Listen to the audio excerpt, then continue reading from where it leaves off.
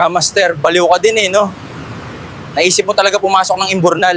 Bilisan na natin, Grandmaster, baka malate na ako pumasok. Anak, kaya ka nalilate kasi pumapasok ka. Subukan mo huwag pumasok nang di ka malate. Nak, huwag puro trabaho. Magbembang ka rin pag may time.